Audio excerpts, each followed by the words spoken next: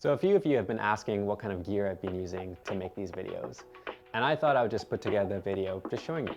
In my day job as a filmmaker, I'm often turning to the best gear, the best lighting, but with the daily requirements of this challenge, I don't really have the luxury of doing that. So I've actually been relying on smaller cameras with worse quality, sometimes even just using my iPhone. We can get really stuck with the idea that the shot needs to be perfect.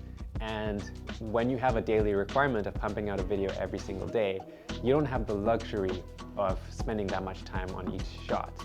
The interesting thing about shooting a video daily and editing it daily is that you run into a time constraint that forces you to optimize for story. And sometimes the shots I get, I'm not super happy with for some reason or the other, but they communicate the essence of what I'm trying to communicate. That is forcing me to say this is good enough. Could the shot have been better? Yes. Could it have been cleaner, more aesthetically pleasing, something that I feel like I could throw into my portfolio? Absolutely. But do I have the luxury of time to create shots like that? No. Theoretically, if I could, I would shoot with the A7S III. It's great in low light. It probably would create the best visuals for all of this. But it's bulky. Sometimes going out in public with the A7S III really draws a lot of attention to myself, and I just don't want to do that all the time. So it actually doesn't end up getting used as much as something like this, which is the Insta360 Go3s.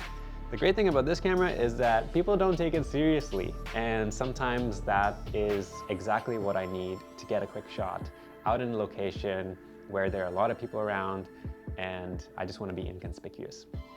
This has actually been really good in the gym because you can detach the actual camera from the body, and it's very magnetic. So you can find something metal and it's as simple as dropping it on.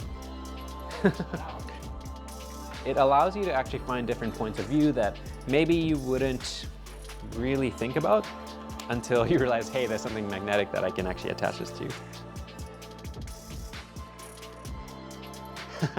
So there's Faraz, and I can monitor the shot. So wherever the camera is pointed, even if it's a bit of a ways away from me, I can see the framing of the shot and know that I'm getting something that I want. It's also great underwater. When I was in Okinawa, off the coast of Japan, I just detached this and dove into the water with it, which is a little bit risky, but the shots that came from that were really great. The downsides of a camera like this is that it doesn't have the best video quality. Out of all the cameras I use, it's the worst, especially in low light, but I find that often it just gives a really interesting point of view, and it pushes me to really think about shots in a more creative way, in a way that pushes the boundaries of what I'm able to do with something like this. Because I sure as heck can't mount this magnetically to a street pole. The Insta360 X4 is great. I love this thing. And I would actually shoot a lot with this, other than the fact that it takes quite a bit more time to edit than the Go3s. But it's a 360 camera, which means you can just put it down, have it film, and then in post later on as you're editing, choose exactly what you want to take out of it. There are some downsides to this camera, other than just having to always edit everything that it takes. The file sizes are quite big. If you don't watch out for these little specks of dust, it can show up in your shot, which is okay. You can still get the shot, but it looks a little bit sloppy, so unfortunate. But still a great camera. Actually does way better in low light than the Go3s. So I find that I prefer this over the Go3s, to be honest. I think it's a better investment. That being said, you also can mount this magnetically to a street pole. The interesting thing about the X4 though is when you use it in tandem with the telescopic selfie stick, I think is what they call it. I have no idea what they call it. It deletes the selfie stick just magically. It just figures out where it is and it removes it. And that's probably because it's recording enough data from that 360 camera to be able to do that. But it feels magical every time I see it.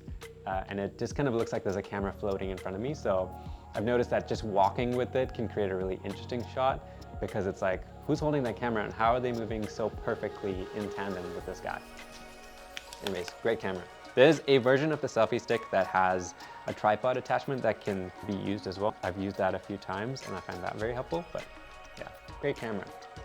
And then finally, The iPhone 15 Pro Max, I don't know, it's like whatever, the iPhone 15 and beyond can shoot in log, and I use the Blackmagic camera app, which allows me to do that, and I find that works great. If you're filming outside, use an ND filter so that you can get that nice motion blur. But I often just am running with this pointed in my direction with the 13mm lens, and I find that the stabilization on the iPhone is pretty good. If I'm running and trying to just capture visuals of myself running, honestly, this is probably the best, the X4 on a selfie stick.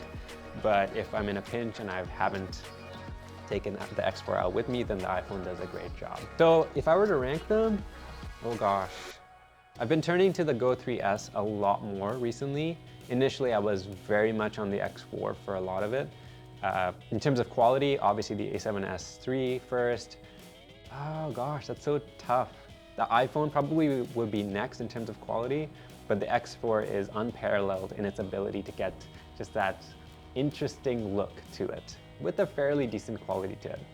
I would rank this last in terms of quality, but it's tough because I turn to it a lot for those interesting point of view shots.